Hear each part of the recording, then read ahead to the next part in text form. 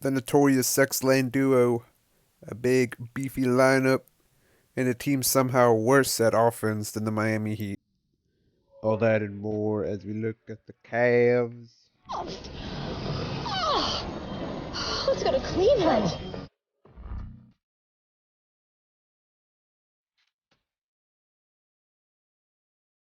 Let's dive into the Cleveland Cavaliers, or the Cleveland Cavaliers as they're more known. The Cavs, much like the Magic, are a really big team and they love to go after those offensive rebounds.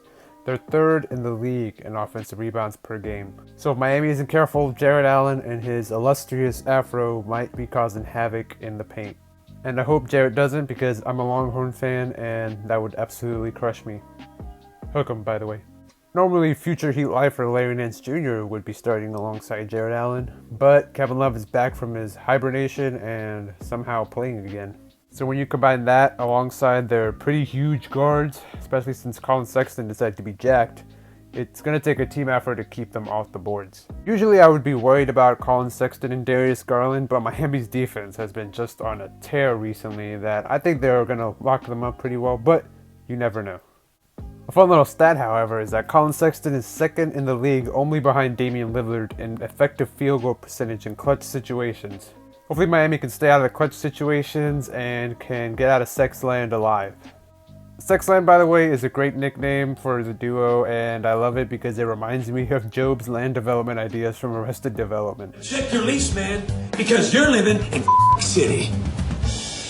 You're fired. What smells so good? Cleveland.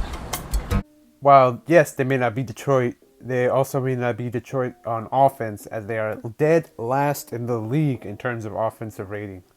Whew. They recently had a quarter against the Pelicans where they went 2 for 23 from the field. And one of those baskets in the quarter was a JaVale McGee buzzer-beating dunk. Oof, Lord. And that was against the Pelicans defense. It's not even in the top 20 in defensive rating. The Cavs are also second to last in effective field goal percentage and 19th in assist percentage. So that ball isn't exactly fizzing around. Miami won't have to worry too much about getting into foul trouble because the Cavs are pretty middling in terms of drives a game and are 28th in terms of free throw attempts a game. Much like the Orlando matchup, Miami should take advantage of the amount of times that the Cavs turn the ball over like prime Eli Manning, as they were ranked 29th in the entire league in turnovers a game.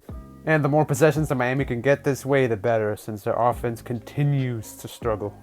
The Cavs also play at an even slower pace than Miami, so expect a slog reminiscent of the early 2000s. So get out your Motorola Razors and your juicy sweatpants. I should get mine out of the closet. I mean, wait, what?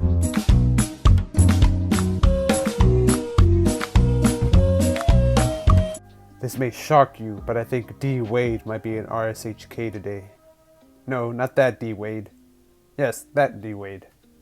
Never has a guy named D. Wade killed Miami in a Cleveland uniform. No, that doesn't exist. Shut up! Some of our other candidates include Chetty Osmond, who still looks like Ezra Miller. Chetty has gotten progressively worse over the years, even though I was a big fan of him from early on. But yeah, he's kind of been on a stonks. But my money's on Dylan Windler because I saw him recently go off against the Sixers and I was like, whew, that guy's gonna kill the Heat. He's got that real Tony Snell smell about him. And while I can't guarantee that Dylan Windler will be held in check by the Miami Heat, I can guarantee at least one hilarious on-court moment from JaVale McGee. JaVale forever. Feet, 270 pounds. Through his legs, too. Big fella. Take it down the court. Back through his legs and then stretch out.